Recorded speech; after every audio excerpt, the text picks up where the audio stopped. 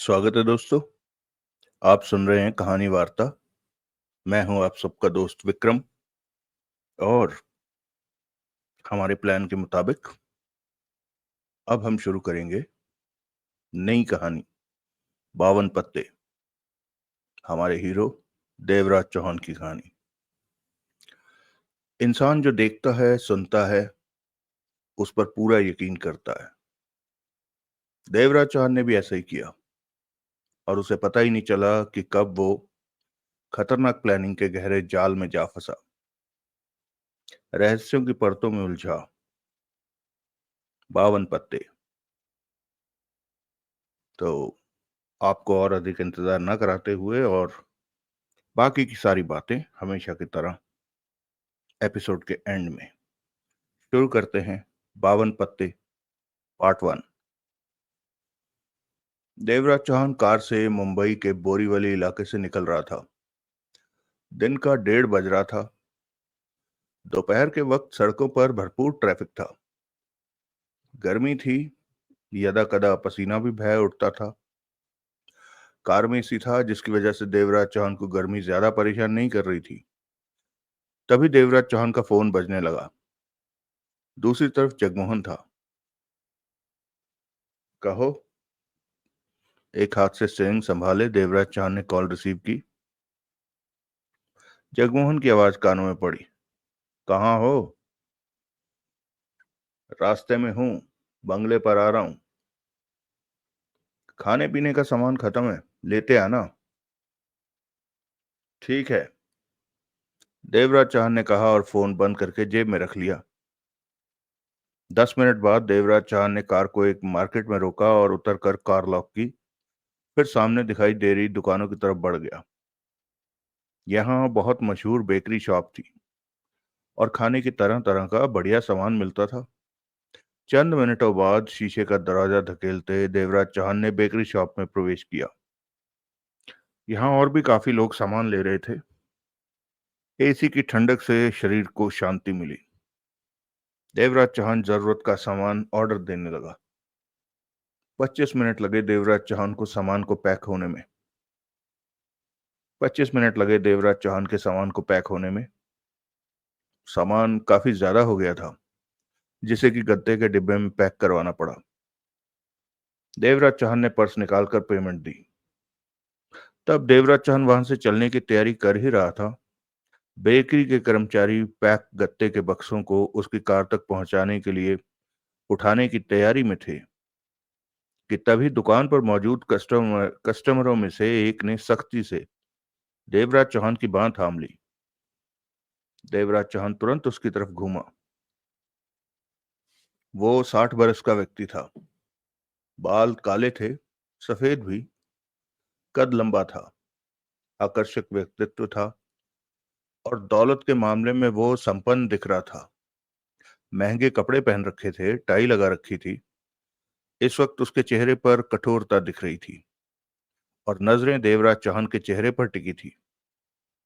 देवराज चौहान ने उसके क्रोध को पहचाना। क्या समस्या है आपको? देवराज चौहान ने अपनी बांह छुड़ाते हुए पूछा। उसके होंठ भिज गए। समस्या? जिस तरह आपने मेरी बांह पकड़ी, जैसे आप गुस्से से मुझे देख रहे हैं, उसे मैं समस्या ही? तुम्हें मेरा एहसानमंद होना चाहिए कि यहां सब लोगों के सामने मैं जूता उतारकर तुम्हें पीटने नहीं लगा। यह मेरा बड़प्पन है कि मैंने ऐसा नहीं किया, जबकि तुम जैसे कमीने के साथ मुझे करना ऐसा ही चाहिए था। वो गुस्से से कह उठा। आवाज भी ऊंची थी उसकी। देवराज चौहान के चेहरे पर हैरानी के भाव उभरे। वहां मौजूद लोगों का ध्यान भी उसकी तरफ हो गया। उस व्यक्ति के कहे शब्द सबने सुने थे। मिस्टर, देवराज चौहान मुस्कुरा कर कह उठा, आपको कोई गलतफहमी हो गई है। मुझे कोई गलतफहमी नहीं हो रही। और ये कहते हुए तुम्हें शर्म भी नहीं आ रही? अपनी गलती मानने की अपेक्षा तुम मुझे गलत ठहरा रहे हो। वो व्यक्ति बेहद गुस्से में था। तुम मेरे सब्र का इतना भी इम्तिहान मत लो कि मैं हद पार कर जाऊं। 10 महीनों से तुम मेरी बेटी को छोड़कर गायब हो। अब मेरे सामने पड़ गए तो मुझे पहचानने से इनकार कर दिया। इतने बेशर्म मत बनो और चुपचाप मेरे साथ चलो, घर चलो।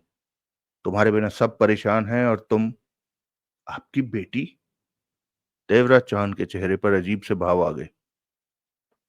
अब नोरा को भी भूल गए। उसके गुस्से से भरे भाव में शिकायत के भाव भी आ गए। नोरा? मैं किसी नोरा को नहीं जानता। नोरा तुम्हारी पत्नी है, उसने पांव पटकने वाले अंदाज में कहा। वो सबसे बुरा दिन था जब मैंने अपनी बेटी का हाथ तुम्हारे हाथ में दिया था। शायद तुम्हारे पिता के नाम और खानदान की इज्जत को देखकर दिया था। जब तक शिवचंद जिंदा रहा तब तक सब ठीक रहा, परंतु उसकी मौत के साथ ही। उसने दुखी अंदाज में गहरी सांस ली। अपने घर चलो सूरज, सब ठीक हो जाएगा। सारी दौलत वापस ले लेंगे तुम्हारे चाचा से। दिल इतना छोटा ना करो। मैं तो। आप मुझे सूरज कह रहे हैं? हाँ, तुम सूरज हो। क्या तुमने अब अपना नाम भी बदल लिया है? आखिर इतनी नाराजगी किससे? चाचा से है तो चाचा की गर्दन पकड़ो। नोरा ने तुम्हारा क्या बिगाड़ा है? वो मासूम तो पलकें बिछाए तुम्हारे आ जाने का इंतजार कर रही है। 10 महीने हो गए, पर वो हर वक्त यही कहती है कि तुम जरूर आ जाओगे। वो जाने क्यों तुम पर इतना भरोसा करती है और तुमने भरोसे के काबिल कोई काम नहीं किया। इतने कमजोर निकले तुम कि अपनी दौलत वापस पाने की अपेक्षा घर से भाग गए। मैं आपसे फिर कहता हूं, मैं वो नहीं हूं जो आप समझ रहे हैं। मैं सूरज नहीं, सुरेंद्र पाल हूं। खूब। तुमने तो अपना नाम भी बदल लिया, उस व्यक्ति ने कड़वे स्वर में कहा। तब तो बेटे तुम्हें अपना चेहरा भी बदल लेना चाहिए था कि पहचाने ना जाते। देवराज चौहान ने अपने चेहरे पर हाथ फेरा। दिमाग तेजी से दौड़ रहा था। तो क्या किसी का चेहरा उससे इतना मिलता है कि कोई इतना बड़ा धोखा खा जाए? आसपास खड़े लोग दिलचस्पी से उनकी बातें सुन रहे थे। सूरज, उस व्यक्ति ने देवराज चौहान के कंधे पर हाथ रखा। बहुत हो गया। अब नोरा के पास चलो, घर चलो। आपको गलती लग रही, सब ठीक हो जाएगा। किसी भी बात की फिक्र मत करो। नोरा मेरी इकलौती बेटी है। मेरा सब कुछ भी तुम्हारा ही तो। देखिए, देवराज चौहान ने उसका हाथ कंधे से हटाते हुए कहा। मैं वो नहीं हूं जो आप समझ रहे हैं। मेरा नाम सुरेंद्र पाल। भगवान के लिए सूरज, ये कहना अब छोड़ दो। तुम्हें जितना पैसा चाहिए मैं दूंगा। तुम अपने साथ साथ मेरी बेटी की भी जिंदगी खराब मत करो। दोनों खुशी से रहो। तुम्हारे पास कमी किस चीज की है? 200 करोड़ का तो तुम्हारा बंगला है। तुम्हारे चाचा मदन देसाई तुम्हारे पिता शिवचंद की मौत के साथ ही पार्टनर होने के नाते सारे बिजनेस का मालिक बन बैठा है। यहां तक कि अब तुम्हारे बंगले को भी मदन देसाई कहता है कि ये उसकी प्रॉपर्टी है। शिवचंद ने बंगला 180 करोड़ में उसके पास गिरवी रखा हुआ था। वो हर चीज के कागजात दिखाता है, पर सब कुछ नकली है। कागजों पर शिवचंद के साइन भी नकली हैं। शिवचंद को अपने छोटे भाई मदन पर बहुत भरोसा था। उसी भरोसे की आड़ में मदन ने सारी धोखेबाजी की। तुम्हारे पिता ने तुम्हें बता रखा है कि अपनी बेशकीमती दौलत, जिनमें हीरे जवाहरात ढेरों सोना है, वो सब मदन के पास रखवा रखा है। तुमने ही ये बातें मुझे बताई थी। पर अब वो कमीना कहता है कि उसके पास शिवचंद का ऐसा कोई सामान नहीं है। वो लालची और मक्कार। देखिए, देवराज चौहान ने हाथ उठाकर गंभीर स्वर में कहा। मैं ये नहीं कहता कि आप गलत कह रहे हैं, लेकिन जो कह रहे हैं वो गलत आदमी से कह रहे हैं। मैं सूरज नहीं, सुरेंद्र पाल हूं। संभव है मेरा चेहरा देखकर आप धोखा खा गए, और मैं धोखा नहीं खा रहा। तुम सूरज ही हो। वो व्यक्ति होंठ भींचकर दृढ़ स्वर में कह उठा। देवराज चौहान ने पास खड़े बेकरी के कर्मचारी से कहा, मेरा सामान बाहर मेरी कार तक पहुंचा दो। चलिए सर। कहते हुए उसने नीचे झुककर रास्ते के दोनों बड़े डिब्बों को एक के ऊपर एक रखकर बाहों में उठा लिया। सूरज तुम, उस व्यक्ति ने कहना चाहा, तब तक देवराज चौहान शीशे के दरवाजे की तरफ बढ़ गया। डिब्बों को उठाए कर्मचारी पीछे था। दोनों दुकान से बाहर निकलकर आगे बढ़ने लगे। वो व्यक्ति भी तेजी से बढ़ता आया और परेशानी भरे भाव से देवराज चांद के बगल में चलता क्या उठा। तुम्हें अपनी पत्नी की चिंता नहीं, अपने छोटे भाई बहन की भी परवाह नहीं है। चलते हुए देवराज चांद ने उसके चेहरे पर नजर मारी। तुम्हारे पिता की मौत के बाद तुम ही अब परिवार में बड़े हो। नीरज और श्रेया का ध्यान भी तुमने ही रखना है। नीरज, श्रेया, तुम्हारे छोटे भाई बहन। श्रेया शुरू से ही तुम्हारे करीब रही है, जो तुम्हें और तुम उससे बहुत प्यार करते हो। तुम्हारे इस तरह चले जाने से श्रेया परेशान रहती है। हर वक्त तुम्हारी बातें, मेरी नहीं सूरज की बातें। देवराज चौहान ने कहा। तुम सूरज ही तो हो। अब तुम मिल गए हो तो तुम्हारा सुरेंद्रपाल बनने का क्या फायदा। उसने परेशान स्वर में कहा। घर चलो, घर बार संभालो। शिवचंद की मौत के बाद जो बिगड़ा है, उसे किसी तरह ठीक करने की कोशिश मिलकर करेंगे। मेरी बेटी को इस तरह छोड़कर तुम गायब नहीं रह सकते। तुम्हें नोरा की जिंदगी बर्बाद करने का कोई हक नहीं। मैं किसी नोरा को नहीं जानता। वो तुम्हारी पत्नी है, कमीने इंसान। तुम्हारे वापस आने का वो इंतजार कर रही है।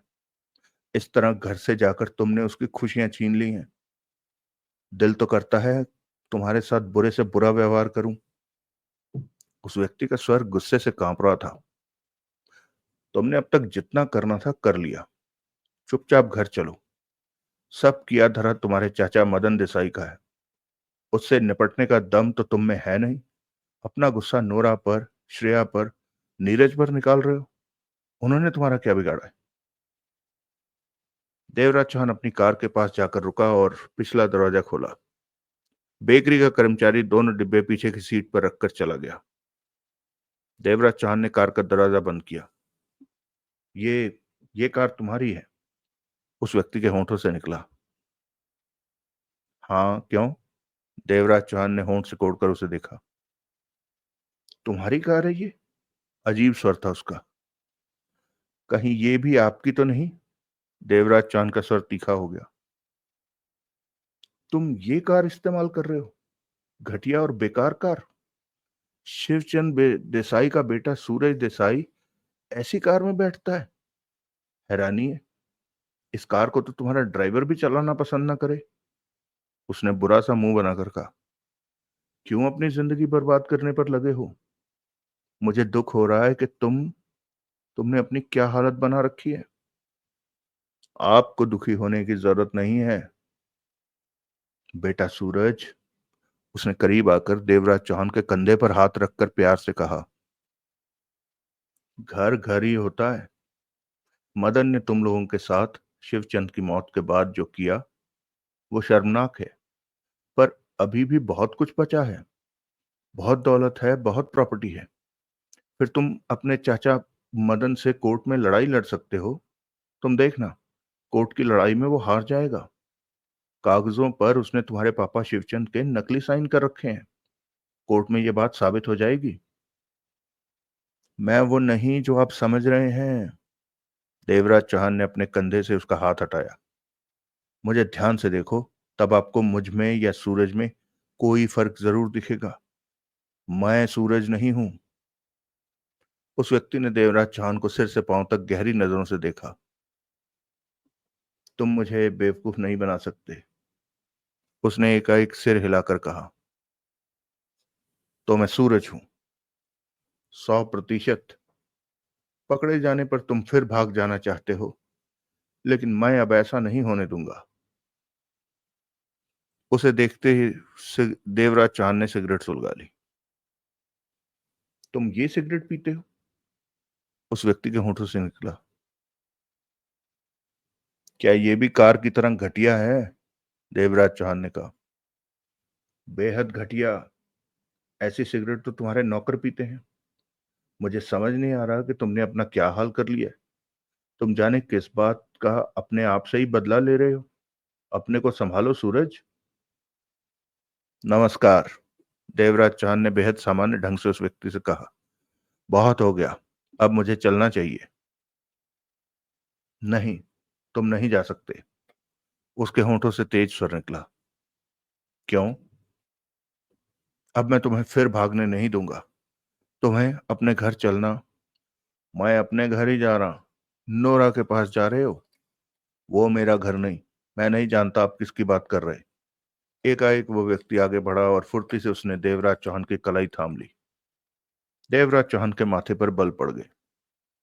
ये क्या कर रहे हो? देवराज चौहान ने सख्त स्वर में कहा।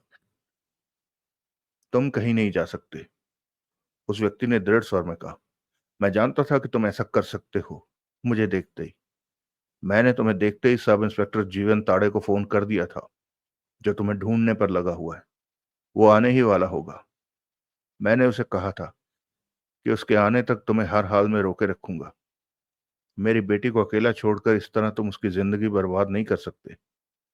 नोरा तुम्हारे इंतजार में आंसू बहाती रहती है और तुम्हें उसकी जरा भी परवाह नहीं। तुमने पुलिस को फोन कर दिया? देवराज चौहान के होंठों से निकला। ताकि तुम मेरे हाथों से न निकल सको। बेटा, घर घर ही होता है। पत्नी पत्नी ही होती है। तुम चिंता मत करो। मदन से हम किसी तरह निपट लेंगे। अपने छोटे भाई बहन की सोचो। इस तरह तुम्हारे घर छोड़ देने से उन पर क्या असर पड़ेगा? देवराज चौहान ने अपनी कलाई छुड़ानी चाहिए, परंतु उसने कलाई को बेहद सख्ती से थाम रखा था। तुम हद से ज्यादा आगे बढ़ रहे हो मिस्टर। देवराज चौहान की आवाज में कठोरता थी। जो भी कहो सूरज, मैं तुम्हें जाने नहीं दूंगा। मैं आपकी उम्र का लिहाज कर रहा। तुम अपने ससुर का लिहाज कर रहे हो। नोरा के पापा का लिहाज कर रहे हो। मैं जानता। तुम कुछ नहीं जानते कि तुमने किसकी कलाई पकड़ रखी। देवराज चौहान के शब्द अधूरे रह गए। उसी वक्त मोटरसाइकिल की फट फट करीबी गूंजी। दोनों की नजरें घूमी। मोटरसाइकिल पर वर्दी पहने एक पुलिस वाला उनके करीब आ पहुंचा। 5 कदम की दूरी पर उसने मोटरसाइकिल रोकी। इन दोनों को देखकर वो मुस्कुरा रहा था। मोटरसाइकिल स्टैंड पर लगाकर वो पास आने लगा। आओ इंस्पेक्टर, उस व्यक्ति ने कहा। नमस्कार सुंदरलाल जी, सब इंस्पेक्टर ने उस व्यक्ति से कहा, जिसका नाम सुंदरलाल था। फिर कलाई थमी को देखा। उसके बाद सब इंस्पेक्टर ने देवराज चौहान से मुस्कुराकर कहा, नमस्कार सूरज साहब। मैं सूरज नहीं हूं, देवराज चौहान ने सख्त स्वर में कहा। सुंदरलाल जी ने अब उनकी उसकी कलाई छोड़ दी थी। सर, सब इंस्पेक्टर जीवन ताड़े ने मधुर स्वर में कहा, इतनी नाराजगी आपको नहीं होनी चाहिए। 10 महीने से आप गायब हैं और मैं आपको ढूंढने पर लगा हूं। अब आप मिले हैं और कह रहे हैं कि आप नहीं हैं। छोटा मुंह बड़ी बात। बेहतर होगा कि आप ऐसी कोई हरकत न करें जिससे कि आप तमाशा बन जाएं। खबर उठी तो न्यूज़पेपर टीवी में आपकी तस्वीर आ जाएगी। फिर ये सुनते ही देवराज चौहान सतर्क हो उठा। जीवन ताड़े ने तो उसे नहीं पहचाना था कि वह डकैती मास्टर देवराज चौहान है। लेकिन अगर टीवी में, अखबार में उसकी तस्वीरें छप गई या आ गई तो मुसीबतें खड़ी हो जाएंगी उसके लिए। चाहे जैसे भी हो, ये मामला उसे संभालना होगा। परंतु मन ही मन उसे हैरानी थी कि आखिर ये सूरज है कौन, जिसकी शक्ल इस हद तक उससे मिलती है कि सब धोखा खा जाए। आपको अपने घर चलना चाहिए, अपने परिवार के पास, सब इंस्पेक्टर ने कहा। आपके चाचा ने आपके पिता की मौत के बाद आपको जो धोखा दिया है, उससे निपटने का आप कोई भी कानूनी रास्ता निकाल सकते हैं, वकीलों से बातचीत कर सकते हैं। लेकिन ये तभी हो सकता है जब आप घर पर रहें और हिम्मत से काम लें। तो आप दोनों में से किसी को इस बात का यकीन नहीं है कि मैं सूरज नहीं हूं? देवराज चौहान ने गंभीर स्वर में कहा। सुंदरलाल ने सब इंस्पेक्टर ताड़े को देखा। सब इंस्पेक्टर ताड़े ने जेब से एक तुड़ी मुड़ी तस्वीर निकालकर देवराज चौहान को दिखाई। ये तस्वीर तो आप ही की है सर। देवराज चौहान ने तस्वीर देखी।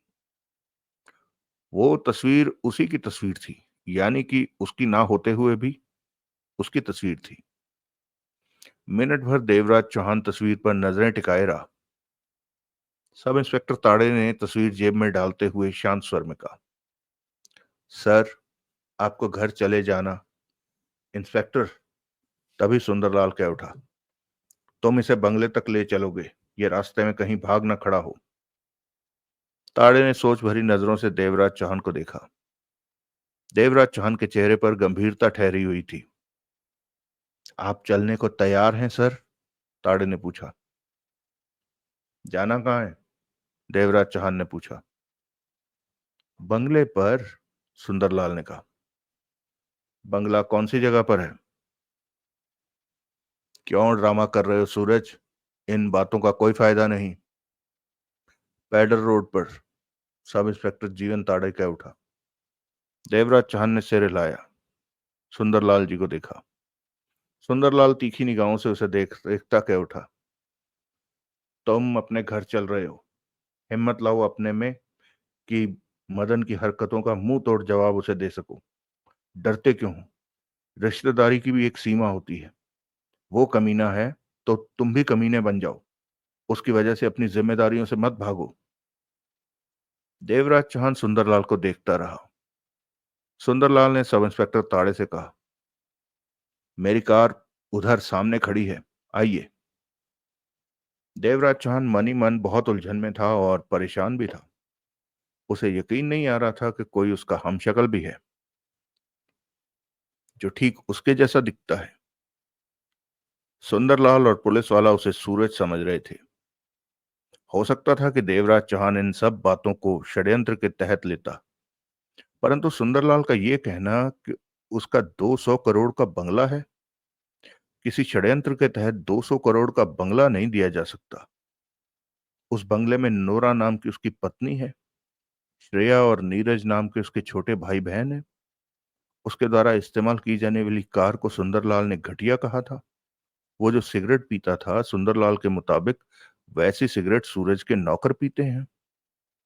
पुलिस वाला ताड़े उसे 10 महीने से ढूंढ रहा था, यहां तक कि उसकी तस्वीर भी उसकी जेब में मौजूद थी। अगर सब इंस्पेक्टर ताड़े वहां ना आ जाता तो देवराज चौहान ने सुंदरलाल से पल्ला झाड़कर निकल जाना था। परंतु उसके आ जाने से वो खामोशी से इन दोनों के साथ जाने को इसलिए तैयार हो गया ताकि कोई नया पंगा ना खड़ा हो जाए, वो देवराज चौहान के तौर पर पहचान न लिया जाए। पर देवराज चौहान निश्चिंत था कि बंगले पर पहुंचने के बाद इन लोगों को आसानी से गच्चा देकर निकल जाएगा। जो भी हो, देवराज चौहान का दिमाग गोल गोल घूम रहा था इन नए हालातों पर। अगला दृश्य।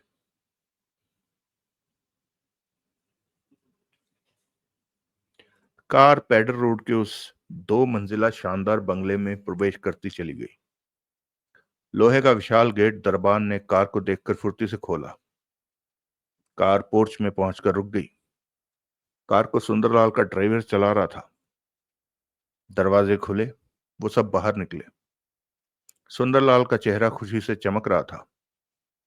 आओ बेटे, सुंदरलाल जी ने प्यार से कहते हुए देवराज चौहान का हाथ थामा। तुम अपने घर आ गए। आज का दिन कितना अच्छा है। नोरा तुम्हें देखकर बहुत खुश होगी। श्रेया तो उछलने लगेगी अपने भैया को देखकर। सुंदरलाल जी, मुझे इजाजत दीजिए। सब इंस्पेक्टर ताड़े कह उठा। बाहर बाहर से ही? ये कैसे हो सकता है?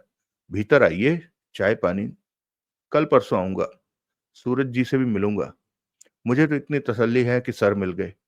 इस वक्त मैं ड्यूटी पर हूं और मेरी मोटरसाइकिल उधर खड़ी है। ताड़े ने कहा। मेरा ड्राइवर आपको छोड़ आता है। कहते हुए सुंदरलाल जी ने ड्राइवर से बात करने लगे। ठीक है सर। सब इंस्पेक्टर ताड़े ने देवराज चौहान से कहा, मुझे इजाजत दीजिए। मेरा विश्वास है कि अब आप बंगला छोड़कर नहीं जाएंगे। देवराज चौहान उसे देखता रहा, बोला नहीं। सब इंस्पेक्टर ताड़े सुंदरलाल की कार में वहां से चला गया। देवराज चौहान पोर्च में खड़ी 3 कारों को देख रहा था। 2 कारें विदेशी थी, कीमती थी।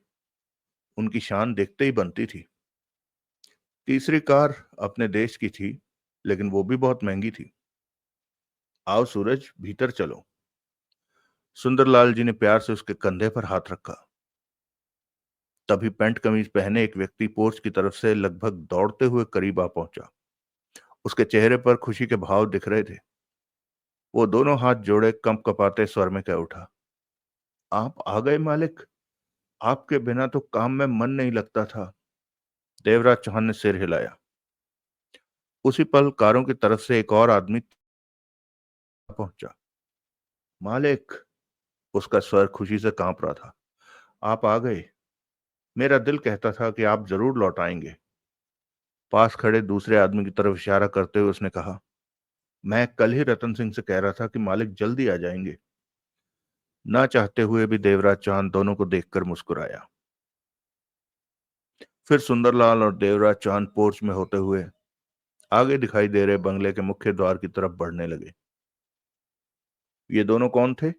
देवराज चौहान ने पूछा। अब तो नाराजगी छोड़ दो सूरज। ऐसी बातें मत पूछो जो तुम जानते हो। मैंने पूछा, ये दोनों कौन थे?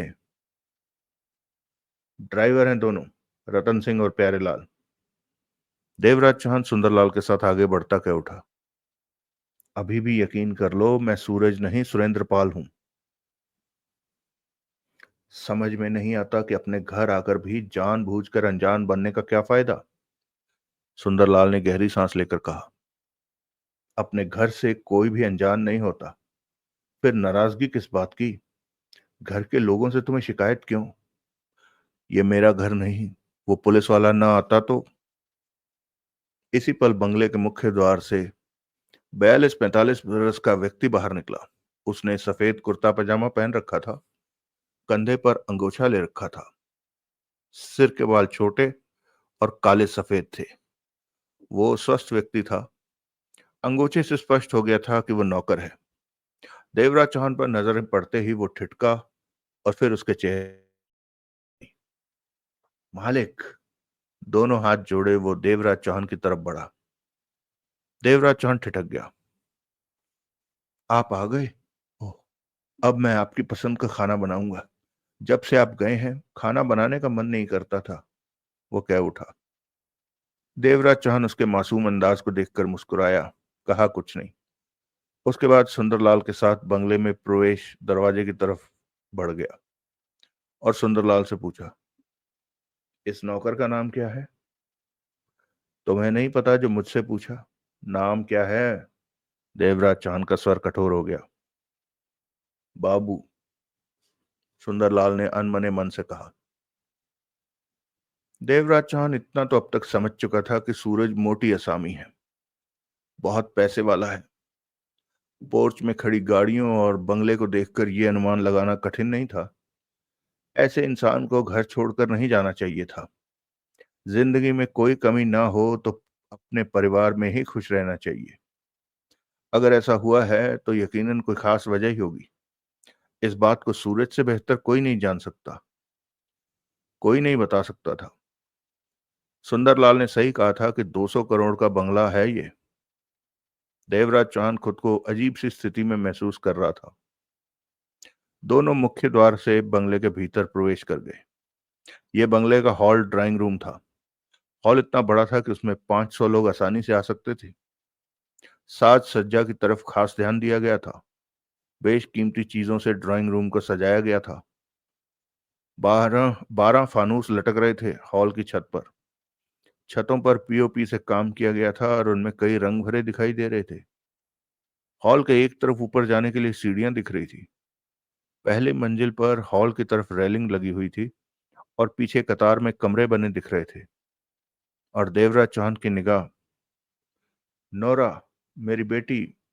सुंदरलाल के होठों से निकला। निगाह ऊपरी मंजिल की रेलिंग के उस हिस्से पर जा टिकी जहां नोरा खड़ी थी। वो गहरे रंगों वाली प्रिंटेड साड़ी पहने हुए थी। वैसी ही ब्लाउज था। कद कुछ लंबा था, बदन छरहरा। उसके कंधे चौड़े थे। रंग गोरा था।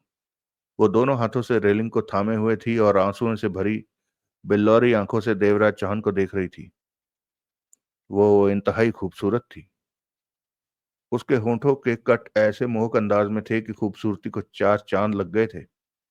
उन्हीं होंठों पर लाल रंग की लिपस्टिक लगी थी और माथे पर लगे सिंदूर के निशान ने उसकी खूबसूरती को आसमान तक पहुंचा दिया था। उसके सामने नामी फिल्मी हीरोइन भी सुंदरता के मामले में फीकी थी। देवराज चंद सोच रहा था कि इतनी बड़ी दौलत और ऐसी खूबसूरत पत्नी को कोई बेवकूफ ही छोड़कर जाएगा। परंतु वो सूरज को बेवकूफ नहीं मान सकता था। जरूर कोई बात तो थी कि उसने ऐसा कदम। जाओ बेटा, सुंदरलाल ने देवराज चौहान का कंधा थपथपाकर कहा। नोरा के पास जाओ। 10 महीने से वो तुम्हारे आने का बेसब्री से इंतजार कर रही है। उधर सीढ़ियां हैं, उस तरफ। देवराज चौहान ने सोच भरी नजरों से सुंदरलाल को देखा। मैं यही हूं। सुंदरलाल की आंखों में आंसू छल छला उठे। तुम नहीं समझ सकते कि इस वक्त मैं कितना खुश हूं। तुम नोरा के पास जाओ। जाने से पहले तुम्हें मिलकर जाऊंगा सूरज। देवराज चौहान ने नजरें उठाकर पहली मंजिल पर रेलिंग के पास खड़ी नोरा को देखा। नोरा की आंखों में और गाल पर उसने आंसुओं की चमक देखी। उसकी निगाहों में उसने शिकायत के भाव देखे, जैसे कह रही हो कि तुम मुझे इस तरह क्यों छोड़कर चले गए थे। तुम्हारे बिना मैं कैसे रही, तुम क्या जानो। शायद वो अपने पिता की मौजूदगी की वजह से अपने कदमों को, अपनी जबान को रोके हुए थी, पर आखिरकार कह ही उठी। मैंने कहा था पापा कि मेरा सूरज वापस आ जाएगा। स्वर में भर्राहट थी, तड़प थी। जवाब में सुंदरलाल ने आंसुओं से भरा चेहरा हिलाया और मुंह फेर लिया। एकाएक देवराज चौहान को देखते ही नोरा मुस्कुराई। देवराज चौहान पलटा और सीढ़ियों की तरफ बढ़ गया। दिमाग में खलबली मची हुई थी। उसे कुछ भी समझ में नहीं आ रहा था कि ये हो क्या रहा है। हर कोई उसे देखकर धोखा खा रहा है कि वो सूरज है। उसे यकीन नहीं आ रहा था कि दो इंसान इस कदर एक जैसे हो सकते हैं। वो नोरा से बात करके हालातों की ठीक से जानकारी लेना चाहता था। अपने हमशक्ल को देखने की उत्सुकता थी मन में, और ये भी सोच रहा था कि अगर इन लोगों की समस्या हल कर सका तो जरूर करने की कोशिश करेगा। देवराज चौहान पहली मंजिल पर पहुंचा और रेलिंग के साथ चलता नोरा की तरफ बढ़ने लगा। नोरा की आंसुओं से भरी नजरें देवराज चौहान पर थी। होठों में कंपन सा उठाया था उसे करीब आते पाकर। देवराज चौहान उसके करीब 4 कदम के फासले पर पहुंचकर रुक गया। उसे देखने लगा। नोरा की आंखों से आंसू बह निकले उसे देखते हुए। वो आगे बढ़ी और देवराज चौहान का हाथ थाम लिया। देवराज चौहान हाथ छुड़ा लेना चाहता था, परंतु उसने सब्र से काम लिया। नोरा को हाथ पकड़े रहने दिया। सूरज, मेरे सूरज, तुम मुझे छोड़कर क्यों चले गए। नोरा भर्राए स्वर में कह उठी। मैंने तो तुम्हें कोई तकलीफ नहीं दी थी। उस दिन तुमने फैसला कर लिया था कि अपने चाचा को कानून के दम पर सबक सिखाकर ही चैन लोगे। उस शाम को तुम किसी काम के लिए खुद ही कार ड्राइव करके गए, और आज 10 महीने के बाद मैं तुम्हें देख पा रही हूं। तुम्हारी कार यहां से कुछ दूर खड़ी मिली। तुम कहाँ चले गए थे सूरज। तुम्हें मेरी याद नहीं आई। देवराज चौहान की शांत निगाह नोरा के आंसुओं भरे चेहरे पर टिकी रही। एकाएक नोरा उसका हाथ थामे लगभग खींचने के अंदाज में सामने की तरफ बढ़ गई, जहां 8 फीट चौड़ी गैलरी दिख रही थी, जिसके दोनों तरफ बने कमरों के दरवाजे थे। एक हाथ से देवराज चौहान के हाथ को थामे, दूसरे हाथ से एक दरवाजे को खोला और देवराज चौहान के साथ भीतर प्रवेश करके दरवाजा बंद किया और उससे लिपट गई। सूरज, मेरे सूरज, नोरा रो पड़ी। अब मुझे छोड़कर मत जाना। परंतु देवराज चौहान ने नोरा को बाहों में कसने की चेष्टा नहीं की। अपने दोनों हाथ पीठ पर बांध लिए, सीधा खड़ा रहा। ये अलगाव नोरा ने महसूस किया तो वो फौरन उससे अलग होकर उसे देखने लगी। देवराज चौहान के चेहरे पर गंभीरता थी। नोरा के माथे पर हल्के से बल ठहरे दिख रहे थे। तुम तुम किसी और को तो पसंद नहीं करने लगे। नोरा के होंठों से भीगा स्वर निकला। देवराज चौहान उसे देखता रहा। 10 महीनों के बाद तुम लौटे हो और मुझे बाहों में भी नहीं ले रहे। नोरा के भीगे स्वर में बेचैनी आ गई। देवराज चौहान चुप रहा। तुम तुम मुझे पसंद नहीं करते तो साफ कह दो। मैं इस घर से चली जाऊंगी। तुम्हें जाने की जरूरत नहीं है। देवराज चौहान ने कुछ नहीं कहा। ऐसे खामोश मत रहो सूरज। जो भी बात है स्पष्ट कह दो। मैं तुम्हें कोई तकलीफ नहीं देना चाहती। मैंने हमेशा तुम्हारी हर बात मानी है। हम पति-पत्नी नहीं, दोस्त बनकर रहे हैं। तुमने ही कहा था कि तुम मुझे दोस्त बनाकर रखोगे। अगर तुम्हारे दिल में कोई और आ बसी है, तो मैं तुम्हें परेशान नहीं होने दूँगी। मैं तुम्हारे रास्ते से हट जाऊँगी। पापा की चिंता मत करो। पापा को मैं समझा लूँगी। जो भी बात है, मुझे साफ-साफ बता दो। मैं तुम्हें खुश देखना चाहती हूँ। नोरा की बिल्लौरी आंखों में अभी भी आंसुओं की चमक नजर आ रही थी। मुझे अपना दोस्त समझो सूरज। पति पत्नी होकर भी हम अच्छे दोस्त रहे हैं। देवराज चौहान ने नोरा के चेहरे से हटाकर कमरे में नजरें दौड़ाई। ये काफी बड़ा और सजा सजाया बेडरूम था। किंग साइज का बेड था, टीवी था, फ्रिज था, दो वार्डरोब थे, छोटी सी डाइनिंग टेबल के अलावा एक तरफ दो कुर्सियां और टेबल बैठने के लिए भी थी। जरूरत की हर चीज वहां मौजूद थी, जैसे कि दौलतमंदों के बेडरूम में होती है। एक तरफ छोटा सा बार काउंटर था, जिसके पीछे शेल्फ में कीमती बोतलें रखी नजर आ रही थी। परंतु देवराज चौहान की निगाह बेड के साइड टेबल पर रखी तस्वीर पर जा टिकी। देवराज चौहान तुरंत आगे बढ़ा और पास पहुंचकर उस तस्वीर को उठा लिया। वो तस्वीर नोरा की शादी की थी। दुल्हन बनी नोरा के साथ दूल्हे के रूप में वो खुद खड़ा था। देवराज चौहान की आंखें सिकुड़ गई। नोरा के साथ दूल्हे के रूप में वही तो था, परंतु उसे पता था कि वो तस्वीर उसकी नहीं है, क्योंकि वो कभी भी नोरा का दूल्हा नहीं बना था। उसने नोरा के साथ शादी नहीं की थी, तो तस्वीर उसकी नहीं थी। स्पष्ट था कि नोरा के साथ उसके चेहरे जैसा कोई दूसरा इंसान है। दूसरा इंसान, यानी कि सूरज।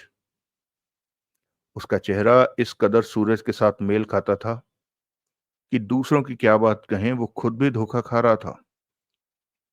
अगर जगमोहन ये तस्वीर देखता, इसे उसकी तस्वीर ही कहता। देवराज चौहान के चेहरे पर गंभीरता नजर आने लगी। उसने तस्वीर वापस रखी और पलटकर नोरा की तरफ देखा, जो कि उसे ही देख रही थी। देवराज चौहान आगे बढ़कर कुर्सी पर बैठा और सिगरेट सुलगा ली। नोरा अभी भी वहीं खड़ी एकटक उसे देख रही थी और कह उठी, तुम बहुत बदले बदले से लग रहे हो सूरज।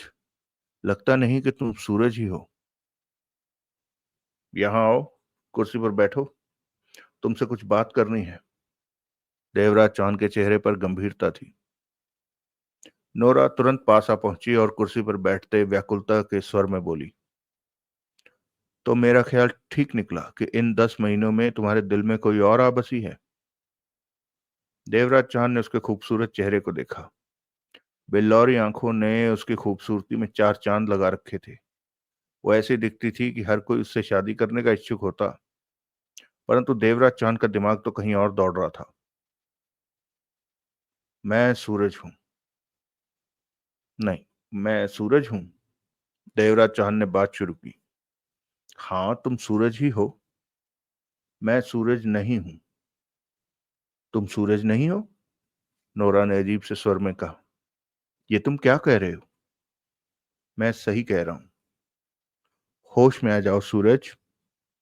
तुम मेरे सामने, अपने सामने, बंगले वालों के सामने, अपने यार दोस्तों के सामने तुम खुद को नकार नहीं सकते। ये क्या पागलों वाली बात कह रहे हो कि तुम सूरज नहीं हो? कोई मानेगा क्या? मेरा नाम सुरेंद्र पाल है। सुरेंद्र पाल? नोरा के स्वर में उलझन उभरी। ये क्या हो गया है तुम्हें सूरज? देवराज चौहान ने कश लिया, फिर बोला, मैं सच कह रहा हूं। मैं सुरेंद्र पाल हूं। तुम्हें प्रॉब्लम क्या है? तुम 10 महीने से घर से गायब हो और अब सामने आए हो तो कहते हो कि सूरज नहीं सुरेंद्र पाल हो। मेरी तो समझ में कुछ नहीं आ रहा कि आखिर तुम चाहते क्या हो। तुम्हें मेरी बात मान लेनी चाहिए कि मैं सुरेंद्र पाल, वो उधर फ्रेम में लगी तुमने शादी की तस्वीर देखी है अभी? नोरा व्याकुल से बोली। हाँ, उसे देखने के बाद भी तुम कहोगे कि तुम सूरज नहीं सुरेंद्र पाल हो? मेरा नाम सुरेंद्र पाल है। और तुम वो तस्वीर तुम्हारी नहीं सूरज की है, यही ना? हाँ। तुम तो पागलों वाली बात कर रहे हो। क्या हो गया है तुम्हें? तुम मुझे अपनी पत्नी मानने से इनकार कर रहे हो। जो भी ये बात सुनेगा वो तुम्हें पागल ही कहेगा। नोरा हक्की बक्की सी हालत में थी। मैं पागल नहीं हूं, पर तुम बातें पागलों वाली कर रहे हो। मैं पागल नहीं हूं और जो मैंने कहा है वो पूरी तरह से सच है कि मैं सूरज नहीं सुरेंद्र पाल हूं। देवराज चौहान ने एक एक शब्द पर जोर देकर कहा। मैं तो कभी भी इसका मतलब मैं पागल हूं, मेरे पापा पागल हैं, इस बंगले के नौकर पागल हैं जो तुम्हें सूरज समझते हैं। तुम्हारे दोस्तों को फोन करके अभी बुलाऊं तो वो भी तुम्हें सूरज कहेंगे, और वो भी पागल ही होंगे। तुम्हारे मदन चाचा तुम्हें सूरज कहेंगे, वो भी पागल होगा। तुम्हारे पापा के बिजनेस के सर्व कर्मचारी तुम्हें जानते हैं, वो भी तुम्हें पागल ही लगेंगे जब तुम्हें सूरज कहेंगे। आस पड़ोस में रहने वाले भी पागल हैं जो तुम्हें सूरज कहकर बुलाएंगे। सिर्फ तुम ही सही हो। नोरा के स्वर में उखड़ापन आ गया था। मैंने पहले भी कहा है कि अगर तुम किसी और लड़की के चक्कर में हो तो कह दो, मैं रास्ते से हट जाऊंगी। जवाब में देवराज चौहान बेहद शांत स्वर में बोला, मैं तुम्हें यह समझाना चाहता हूं कि। तभी दरवाजे पर थपथपाहट हुई। दोनों की निगाहें दरवाजे की तरफ उठी। कौन? यहीं बैठे बैठे नोरा ने पूछा। मालकिन, चाय लाया हूं। बाहर से बाबू की आवाज कानों में पड़ी। आ जाओ। दरवाजा खुला और ट्रे थामे बाबू दिखा। पीछे एक नौकरानी भी ट्रे थामे थी। दोनों ने भीतर प्रवेश किया और उनके पास आ पहुंचे। बाबू प्रसन्न दिख रहा था और ट्रे में रखी केतली और कप वगैरह टेबल पर रखते हुए देवराज चौहान को देखते कह उठा, मालिक, आज मन से चाय बनाई है, खुशी से बनाई है कि आप बंगले पर आ गए। तभी 27 वर्ष की नौकरानी प्रेमवती ट्रे में खाने का सामान थामे कह उठी, राम राम मालिक, जब मुझे पता चला कि आप आ गए हैं तो मैंने उसी पल गैस पर कढ़ाई रख दी। आपकी पसंद के पकौड़े बनाए हैं। जब से आप गए हैं तब से मैंने पकौड़े नहीं पकाए। ना चाहते हुए भी देवराज चौहान ने मुस्कुराकर गर्दन हिला दी। अब तो यहीं रहोगे ना मालिक? प्रेमवती खाने के सामान की प्लेटें टेबल पर रखती कह उठी। बाकी की बातें फिर कर लेना। नोरा के ये शब्द प्रेमवती को यहां से जाने का इशारा थे। चल चल, बाबू बोला, मालिक को आराम करने दे। दोनों बाहर निकल गए। दरवाजा बंद हो गया। नोरा ने देवराज चौहान को देखकर कहा, ये दोनों भी पागल हैं कि तुम्हें सूरज समझ रहे हैं। तुम तो सूरज हो ही नहीं। मेरी बात को समझने की चेष्टा। ये सब छोड़ो सूरज। अगर मेरे से तुम्हारा मन शादी के 3 महीने में ही भर गया है तो मैं चली जाती। 3 महीने? क्या सूरज जब तुम्हें छोड़कर गया तब शादी को 3 महीने ही हुए थे? देवराज चौहान ने पूछा। जैसे कि तुम्हें तो पता ही नहीं है। इतने भोले क्यों बन रहे हो? नोरा ने उखड़े स्वर में कहा, मुझे नहीं मालूम था कि 10 महीने बाद तुम सामने आओगे तो ऐसा कुछ कहोगे। मैं तुम पर बोझ नहीं बनना। तुम्हारे साथ तो 30 साल रहकर भी किसी का मन नहीं भरेगा। तुम बहुत खूबसूरत हो। देवराज चौहान ने गंभीर स्वर में कहा, मैं तुम्हें समझाना चाहता हूं कि मैं सूरज नहीं सुरेंद्र पाल हूं। धोखा यहां हो रहा है कि मेरा और सूरज का चेहरा एक जैसा ही है, तभी तुम सब धोखा खा रहे हो। नोरा ने देवराज चौहान की आंखों में झांका। इतने लोग गलत नहीं हो सकते जो मुझे सूरज कह रहे हैं। वो पुलिस वाला भी गलत नहीं हो सकता, लेकिन मैं भी गलत नहीं हूं कि मैं सुरेंद्र पाल हूं।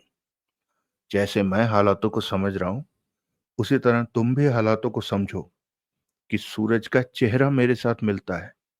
बस यहीं पर सबको धोखा हुआ है। तुम सूरज नहीं तो यहां क्यों आए हो? नोरा कह उठी। वो पुलिस वाला और तुम्हारे पापा जबरदस्ती।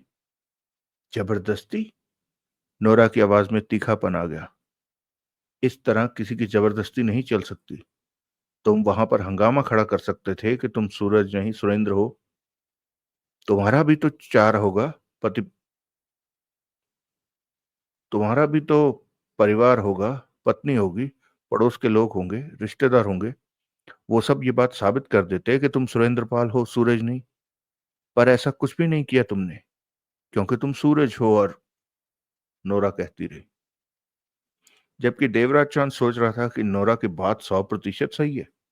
उसे ऐसा ही करना चाहिए था, पर ऐसा कर नहीं सका था वो, क्योंकि वो डकैती मास्टर देवराज चौहान था। बात बढ़ती तो कोई भी पुलिस वाला उसे पहचान सकता था। यही वजह रही कि वो खामोशी से यहां चला आया।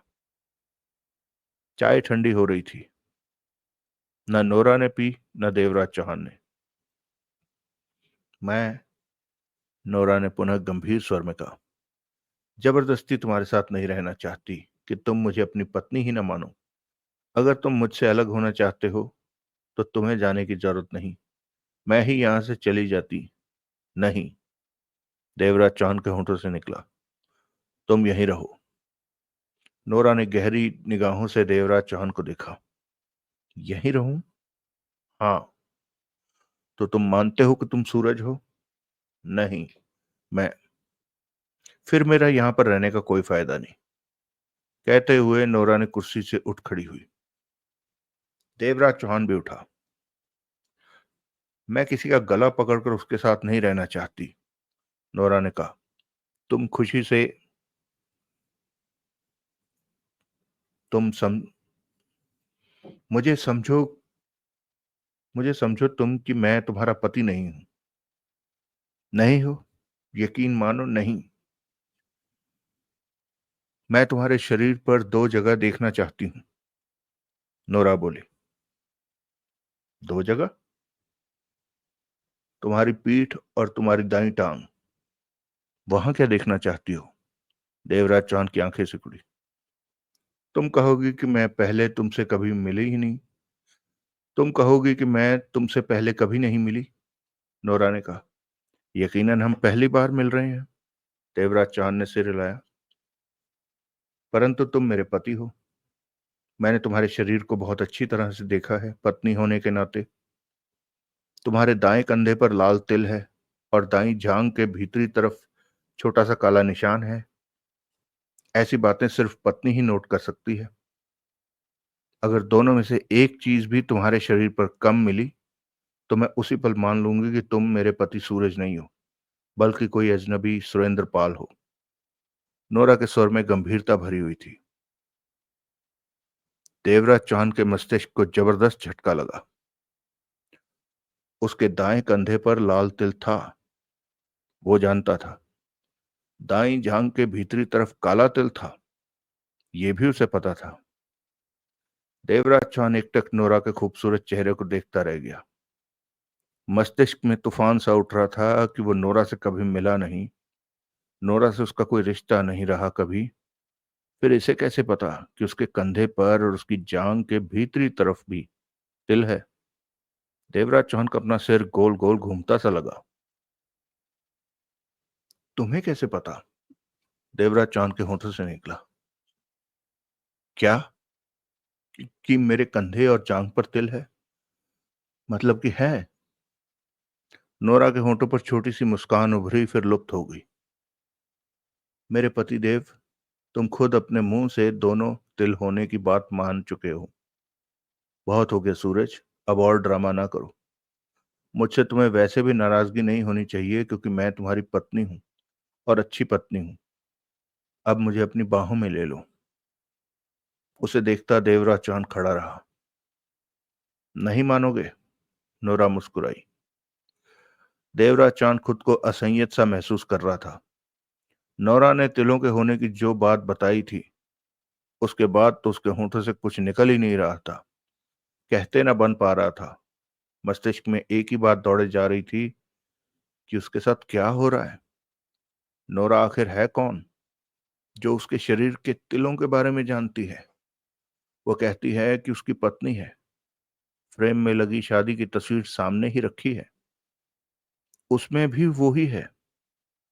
तो क्या कोई ऐसा इंसान भी है जो ठीक उसकी तरह दिखता है, यहां तक कि उसके कंधे और जांग के भीतरी तरफ तिल भी है? ये असंभव सी बात थी, परंतु हालात इशारा कर रहे थे कि ऐसा ही है। सूरज, नोरा एकदम उसके करीब आ पहुंची। देवराज चौहान ख्यालों से बाहर निकला। नोरा को देखा, जो प्यार भरी नजरों से उसे देखती मन बंद मुस्कुरा रही थी। मुझे बाहों में क्यों नहीं ले रहे पहले की तरह?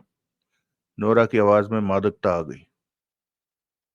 एक बात बताओ। देवराज चौहान खुद को संयत रखता कह उठा। पूछो पतिदेव। कहते हुए नोरा ने उसका हाथ थाम लिया। देवराज चौहान ने हाथ छुड़ाने की चेष्टा नहीं की। 10 महीने पहले जब मैं चला गया था तो तब भी मैं ऐसा ही दिखता था। देवराज चौहान बोला। क्या मतलब? मेरा मतलब कि मेरी कद काठी पहले और अब की लंबाई चौड़ाई में तुम्हें कोई फर्क नजर नहीं आ रहा? नहीं तो। तुम जैसे गए थे वैसे ही हो, एकदम वैसे ही। कहने के साथ ही नोरा ने उसे बाहों में भर लिया। देवराज चौहान ने उसे बाहों में नहीं भरा, दोनों हाथ पीठ पर बांध लिए। ये महसूस करते ही नोरा तड़प कर उससे अलग होते ही कह उठी। आखिर तुम्हारे मन में है क्या? तुम मुझे बाहों में क्यों नहीं लेते? पहले तो तुम शांत रहो। देवराज चौहान बोला। मैं कुछ परेशान हूं। परेशान? क्या मुझे पास पाकर तुम परेशान हो? ये बात नहीं। तुम साफ क्यों नहीं कहते कि तुम्हारे मन में कोई और आ बसी है? कहाँ रहे तुम 10 महीने? किसी लड़की के साथ रहे ना? एक बार कहकर तो देखो, मैं तुम्हारी जिंदगी से चली जाऊंगी। नोरा की आंखों में आंसू चमक उठे। देवराज चौहान का दिमाग तेजी से चल रहा था। ये सारे हालात उसे बेचैन कर रहे थे।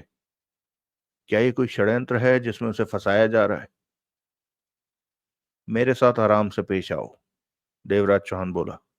मुझे कुछ वक्त दो।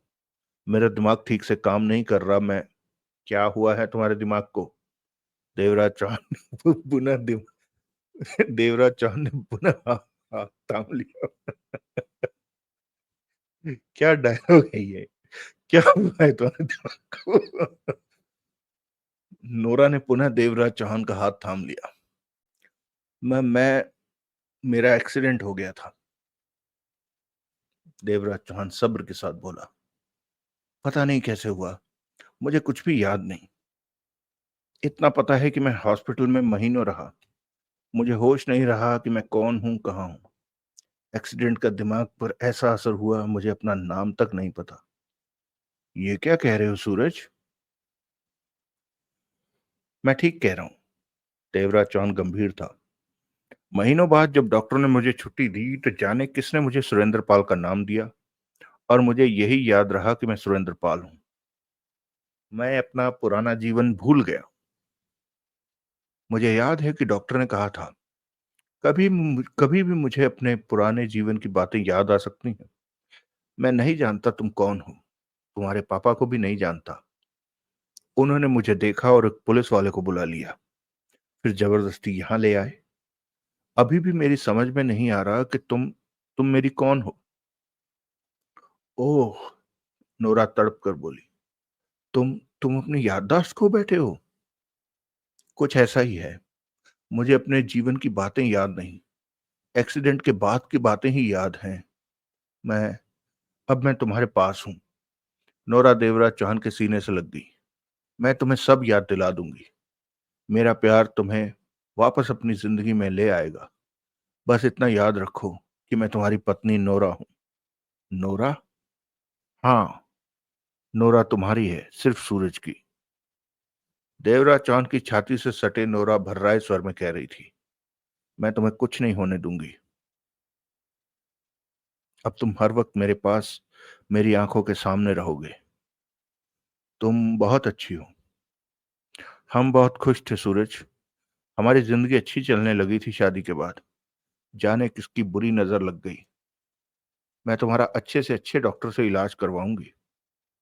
तुम ठीक हो जाओगे। तुम्हें सब कुछ याद आ जाएगा। देवराज चौहान ने नोरा के आंसू अपनी छाती पर महसूस किए। साथ ही सोच रहा था कि हालातों को समझने के लिए अब उसे वक्त मिल गया है। ऐसी बातें करके उसने नोरा को संभाल लिया है। ये सब क्या हो रहा है धीरे धीरे समझ सकेगा। ये सब कुछ उसे गहरी साजिश जैसा, किसी षड्यंत्र जैसा लग रहा था। नोरा? देवराज चौहान बोला। हाँ सूरज। नोरा उससे अलग होती कह उठी। देवराज चौहान ने देखा नोरा के गाल और आंखें आंसुओं से भरे थे। मैं आराम करना चाहता हूं कुछ देर। आओ ना। नोरा उसका हाथ पकड़कर बेड की तरफ बढ़ गई। यहां आराम करो। देवराज चौहान बेड पर आ बैठा। नोरा फुर्ती से झुकी और देवराज चौहान के जूते उतारने लगी। देवराज चौहान नोरा को देखता रहा, कहा कुछ नहीं। फिर पुनः बेड की पुष्ट से तकिया टिकाए देवराज चौहान अधलेटा सा हो गया। जेब से पैकेट निकाला सिगरेट निकालने के लिए कि नोरा ने तुरंत उसके हाथ से पैकेट लेते हुए कहा, ये कौन सी सिगरेट पीने लगे तुम? मैं यही सिगरेट पीता हूं, देवराज चौहान ने कहा। तुम ये नहीं पीते, ठहरो मैं देती हूं। इसके साथ ही नोरा वार्डरोब की तरफ बढ़ गई। तुम शायद भूल गए हो कि ये सिगरेट पीते हो। मैंने कहा ना, मुझे कुछ भी याद नहीं पहले का। खुद को परेशान दिखाता देवराज चौहान ने कहा। सब ठीक हो जाएगा सूरज, मेरे पास आ गए हो तो सब कुछ तुम्हें याद आने लगेगा, नोरा ने कहा और उसके पास ही बेड पर आ बैठी। उसे पैकेट दिया। देवराज चौहान के सिर के बालों में हाथ फेरने लगी। देवराज चौहान ने सिगरेट सुलगा ली। वो सोच रहा था कि ये सब क्या हो रहा है। नोरा, देवराज चौहान ने सोच भरे स्वर में कहा, कहो तो। जब बंगले के और बाहर के सब लोग ये जानेंगे कि मुझे पहले का कुछ भी याद नहीं तो क्या होगा? नोरा ने सोच भरी निगाहों से देवराज चौहान को देखा। तब तो तुम्हें बहुत समस्या आएगी सूरज, नोरा बोली। हाँ, मैं किसी से ठीक से बात नहीं कर पाऊंगा। नोरा के चेहरे पर सोचे नाचती रही। देवराज चौहान ने आंखें बंद की और कश लिया। तुम ठीक हो जाओगे, मेरा दिल कहता है, पर तब तक के लिए एक रास्ता है इस समस्या का। क्या? देवराज चौहान ने आंखें खोलकर नोरा को देखा। मैं हर पल तुम्हारे साथ रहूं और तुम जिससे भी मिलो उसके बारे में तुम्हें बता दूं कि वो कौन है, तुम उससे कैसे बात करते हो। ऐसा किया जा सकता है, परंतु ये पक्का हल तो नहीं। क्या पता इसी तरह धीरे धीरे तुम्हें सब याद आ जाए, नोरा ने कहा। कुछ कह नहीं सकता। मुझ पर यकीन रखो, सब ठीक हो जाएगा सूरज। नोरा उसके सिर के बालों में हाथ फेरती रही। तुम्हारे जाने के बाद मैं बहुत कमजोर हो गई थी, अकेली पड़ गई थी। नीरज और श्रेया को संभालना कठिन हो गया था। दोनों मुझसे पूछते कि तुम कहाँ हो, कब घर आओगे। कोई फोन तो नहीं आया। क्या कहती मैं उन्हें? श्रेया से तो तुम्हारी बनती भी बहुत है। वो तुम्हारे बिना उदास रहती है। जब उसे पता चलेगा कि तुम आ गए हो तो। तुम्हारे पापा ने मुझे नीरज श्रेया के बारे में बताया था। ये मेरे छोटे भाई बहन हैं। हाँ तो, ये दोनों। मुझे सब कुछ बताओ। सब कुछ? नोरा का फिरता हाथ देवराज चौहान के सिर पर थम गया। मेरे पहले के जीवन की सारी बातें, सारे लोग। हो सकता है इस तरह मुझे कुछ याद आ जाए, सब कुछ याद आ जाए। क्यों नहीं? नोरा फौरन बेड से उतरी और उसी वार्डरोब को खोलकर भीतर से चाबी का गुच्छा ले आई। पास आते ही हाथ में थमा गुच्छा देवराज चौहान की तरफ बढ़ाती बोली, ये लो और मेरा बोझ कम करो।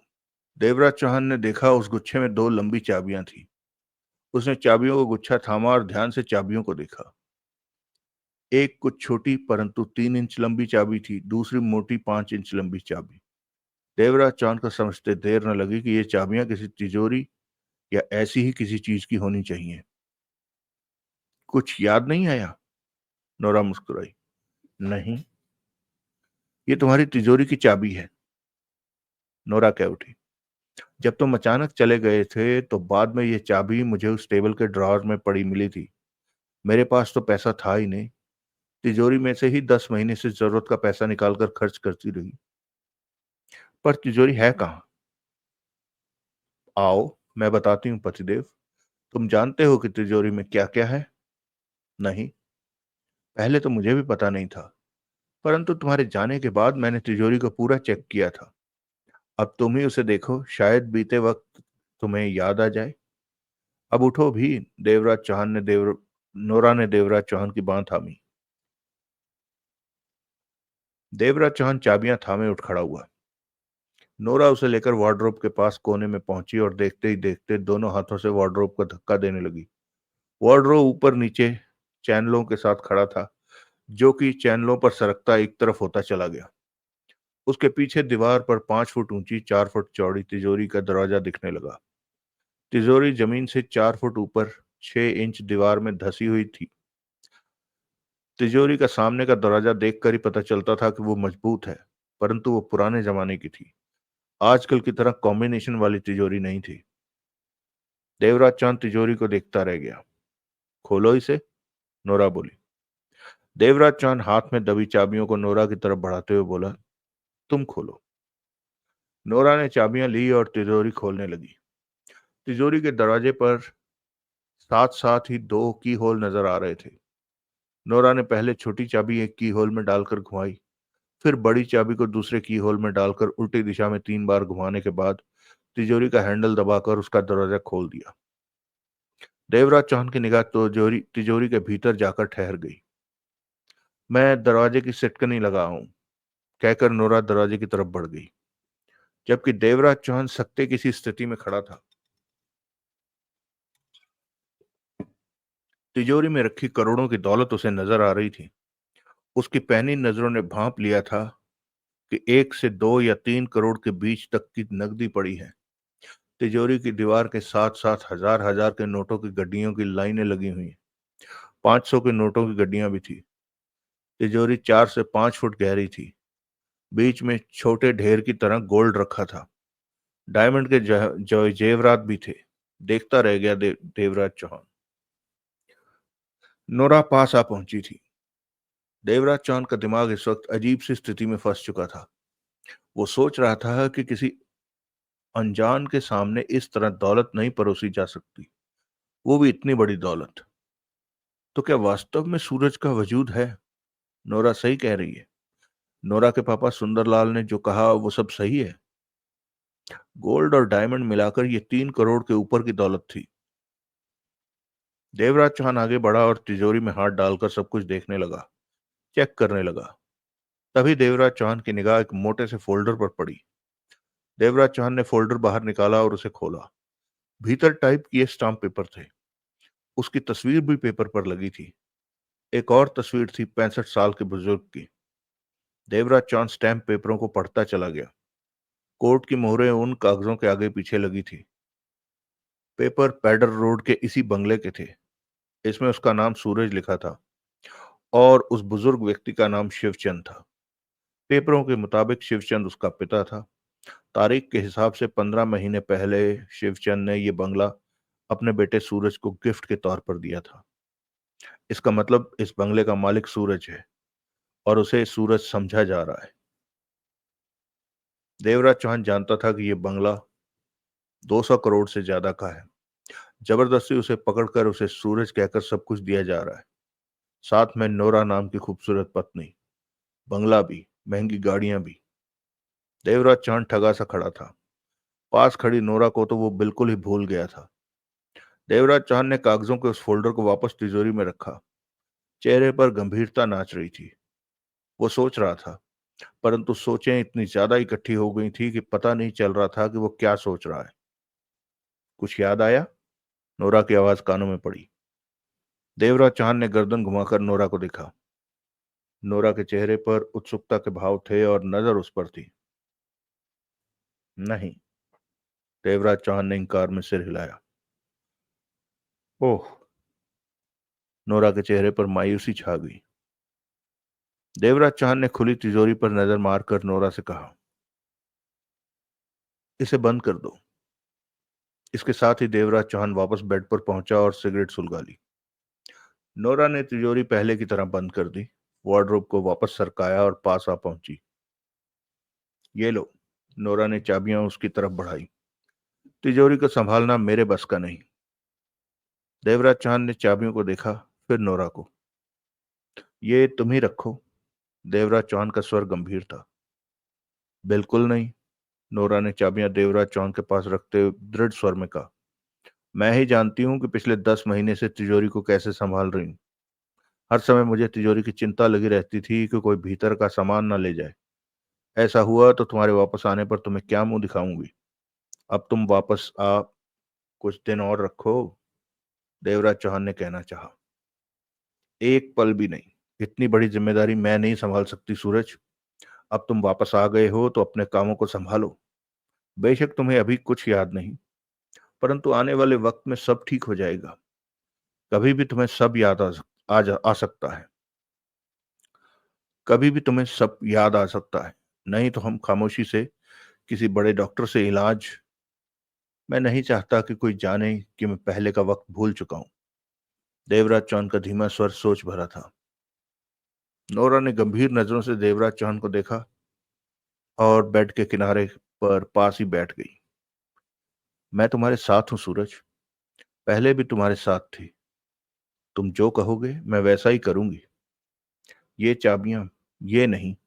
नोरा ने तुरंत इनकार कर दिया। ये जिम्मेदारी तुम्हें ही संभालनी होगी। देवराज चौहान ने कुछ नहीं कहा और बेड पर रखी चाबियां उठाकर नोरा को देते हुए कहा, इसे उस टेबल के ड्रॉज में रख दो। नोरा ने चाबियां ड्रॉज में रख दी। वापस देवराज चौहान के पास बेड के किनारे पर बैठते हुए कहा, मैं तुम्हें याद दिलाने के लिए सब कुछ बताती हूँ कि अभी नहीं। देवराज चौहान बोला, मुझे कॉफी की जरूरत महसूस हो रही है। जब तक कॉफी ना पी लूं तब तक मुझे आराम करने दो। सिर कुछ भारी सा हो रहा है। मैं अभी कॉफी मंगवाती हूँ। नोरा उठी और दीवार के पास रखे छोटे टेबल पर रखा इंटरकॉम रिसीवर उठाया और बटन दबाकर रिसीवर कान से लगा लिया। रिसीवर के माध्यम से बजर की आवाज कानों में पड़ने लगी। हुक्म मालकिन। उधर से बाबू की आवाज कानों में पड़ी। बाबू, साहब के लिए कॉफी ले आओ और मेरे लिए भी एक कॉफी ले आओ। कहने के साथ ही नोरा ने रिसीवर रखा और वापस बेड के पास पहुंची। देवराज चौहान बेड पर अधलेटा सा आंखें बंद किए पड़ा था। नोरा ने देवराज चौहान को डिस्टर्ब करना ठीक नहीं समझा और बेड के पास एक कुर्सी रखकर बैठ गई। जबकि देवराज चौहान के मस्तिष्क में उथल पुथल हो रही थी।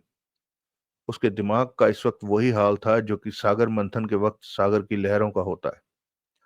आज के दिन की हर बात, सुंदरलाल से मिलने से लेकर अब तक की हर बात उसके मस्तिष्क में गुजर रही थी।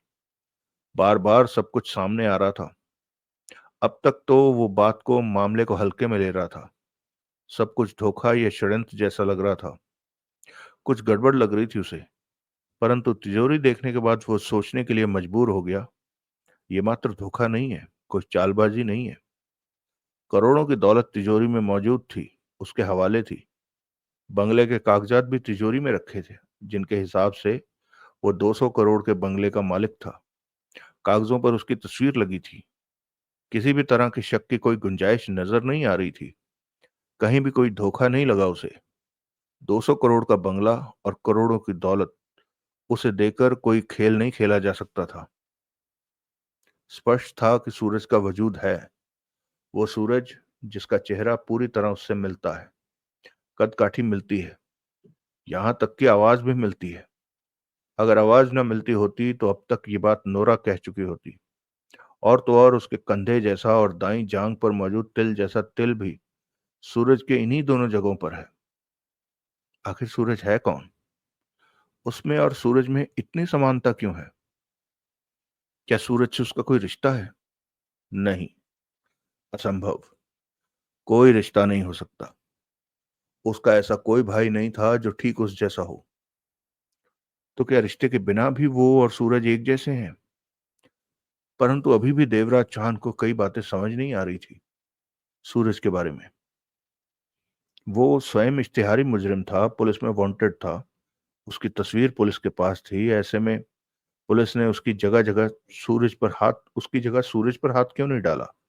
उसे देवराज चौहान समझकर, या फिर इत्तेफाक ऐसा रहा हो कि सूरज का पुलिस से कभी आमना सामना ही नहीं हो सका। इस बात का जवाब देवराज चौहान के पास नहीं था। उसकी सारी जिंदगी मुंबई में बीती थी, परंतु अपने जैसे हमशक्ल व्यक्ति के बारे में किसी से नहीं सुना, ना ही उसे कभी देख पाया वो। कॉफी लो सूरज। नोरा की आवाज सुनकर देवराज चौहान के विचार तंद्रा भंग हुई। उसने देखा कॉफी का प्याला थामे नोरा पास ही खड़ी थी। बाबू कब कॉफी दे गया उसे पता ही नहीं चला। पहले के बर्तन भी अब कमरे में नहीं थे। देवराज चौहान सीधा होकर बैठ गया और नोरा से का प्याला ले लिया, घूंट भरा। तुम ठीक तो हो? नोरा ने प्यार से पूछा। देवराज चौहान ने हाँ में सिर हिला दिया। नोरा ने टेबल पर से अपना कॉफी का प्याला थामा और कुर्सी पर बैठ गई।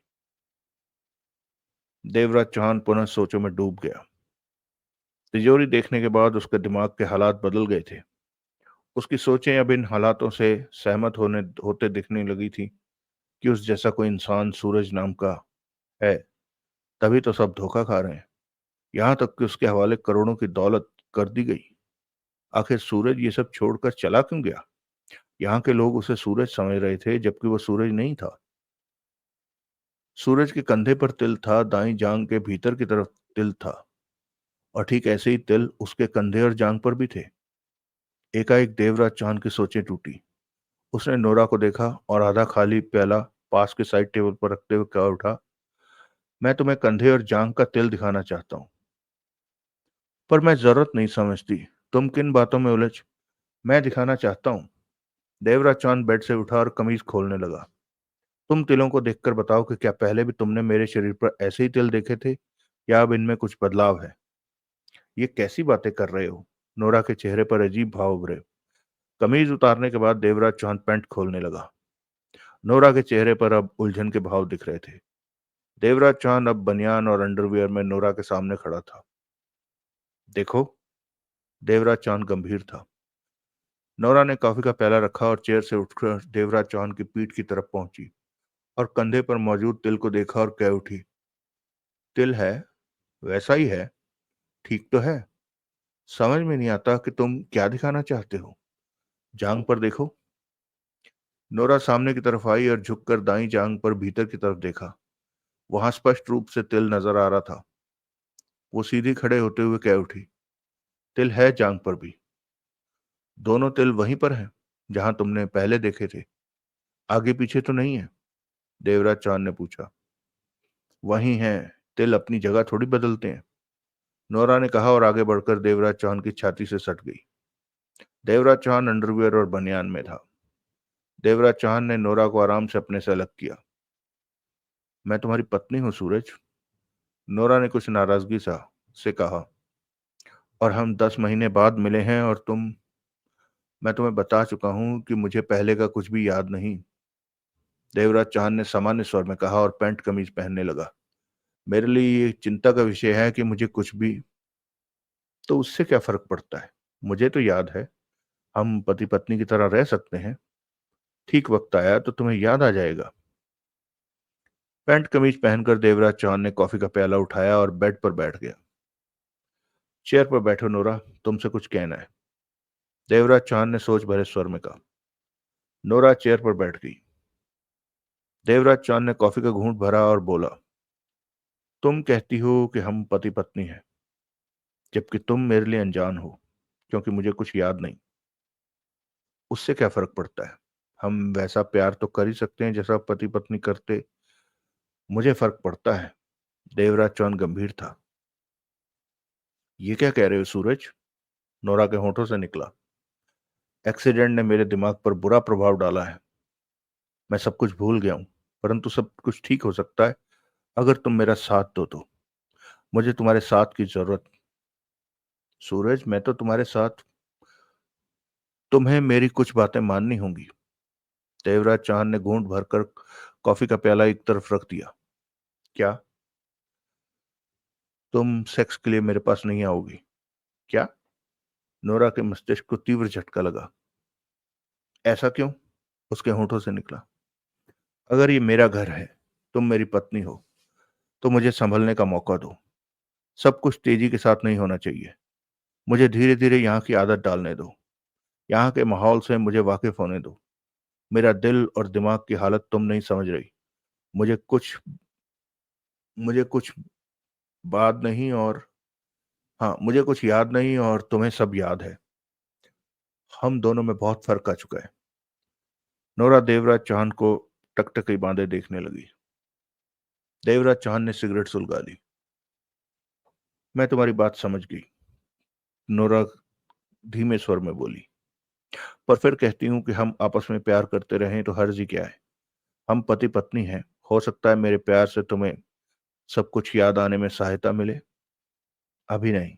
अभी, यानी कि इन दिनों मैं ऐसा नहीं कर पाऊंगा। देवराज चांद ने गहरी सांस ली। नोरा उठी और देवराज चांद के पास पहुंचकर उसके सिर पर हाथ फेरा। बोली, तुम जो कहोगे, जैसा कहोगे, मैं वैसा ही करूंगी सूरज, पर एक वादा करो। जब भी मुझे प्यार करने का तुम्हारा मन हो, तब जरूर मेरे पास आना। वादा। देवराज चौहान हल्के से मुस्कुराया। तुम मुस्कुराते हुए हमेशा ही अच्छे लगते हो। नोरा भी प्यार से मुस्कुरा पड़ी। देवराज चौहान हौले से सिर हिलाकर रह गया। पापा नीचे इंतजार कर रहे हैं। नोरा कह उठी। पापा? देवराज चौहान ने नोरा को देखा। हाँ, वो जरूर जानना चाहते होंगे कि सब कुछ ठीक तो है हमारे बीच। नोरा बोली। तुम किसी से न कहना कि तुम्हारी याददाश्त चली गई है। ऐसा तुम भी चाहते हो। पापा से यही कहेंगे कि सब ठीक है, अब घर से नहीं जाओगे। क्या अभी मेरा उनसे मिलना जरूरी है? देवराज चौहान बोला। तुम नहीं मिलना चाहते क्या? मैं कुछ देर आराम करना चाहता हूँ। ठीक है, मैं पापा से कह देती हूँ और बंगले का हाल चाल भी देख लूं। कुछ देर में लौटती हूँ। कहने के साथ ही नोरा ने देवराज चौहान का गाल थपथपाया। तुम आराम करो, मैं पापा को जाने को कहकर आती हूँ। नोरा बाहर निकल गई। देवराज चौहान सिगरेट का कश लेता वहीं बैठा रहा। इन नए हालातों पर सोचता रहा। नोरा के व्यवहार में पत्नी का भरपूर प्यार था। इन सब बातों में अगर कोई कमी थी तो सूरज की कमी थी, जो ठीक उस जैसा ही था, परंतु उसे ढूंढ पाना आसान नहीं था। 10 महीनों से वो जाने कहाँ था। अभी नोरा से सूरज के बारे में कई बातें जाननी थी। 2 मिनट भी नहीं बीते कि देवराज चौहान का मोबाइल बजने लगा। देवराज चौहान ने फोन निकाला। जगमोहन की कॉल आ गई थी। हाँ। देवराज चौहान ने जगमोहन से बात की। कहाँ हो? अब तक तो तुम्हें हर हालत में बंगले पर पहुंच जाना चाहिए था। मैं अजीब सी स्थिति में फंस गया हूं। देवराज चौहान ने गहरी सांस ली। अजीब स्थिति? अजीब सी स्थिति? क्या हुआ? दूसरी तरफ से जगमोहन का उलझन भरा स्वर आया। सब कुछ सुनकर तुम भी मेरी तरह हैरान परेशान हो जाओगे। तुम ठीक तो हो? उधर से जगमोहन ने पूछा।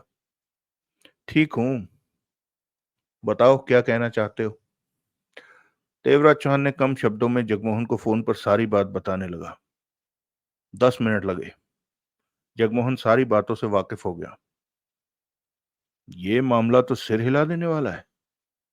सब कुछ जानकर उधर से जगमोहन ने कहा। सही कहा।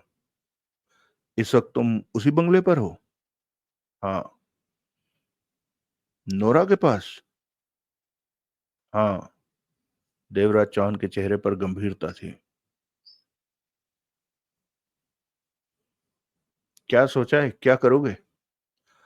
पहले तो सोचा था कि चुपचाप यहां से निकल जाऊंगा, परंतु अब इन बातों में मेरी भी दिलचस्पी जाग उठी है कि आखिर सूरज है कौन जो हूबहू मेरे जैसा दिखता है।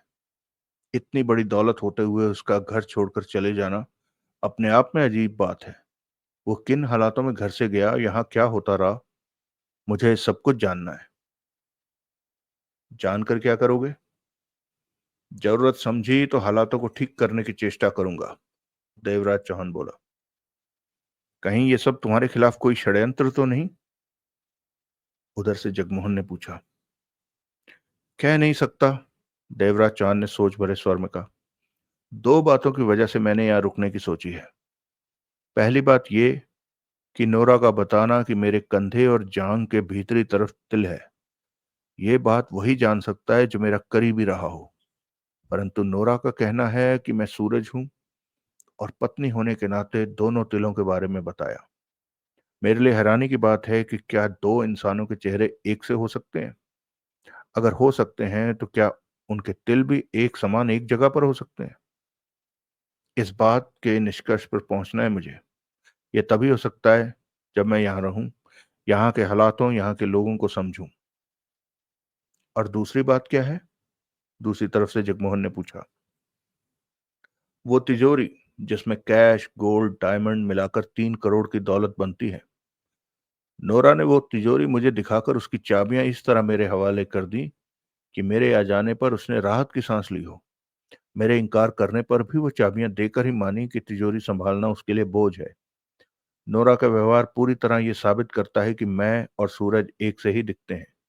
वो मुझे पूरी तरह अपना पति समझ रही है उसके व्यवहार में किसी प्रकार की कोई कमी नहीं देखी मैंने। कोई दिखावा या नकलीपन नहीं देखा, ना ही महसूस किया।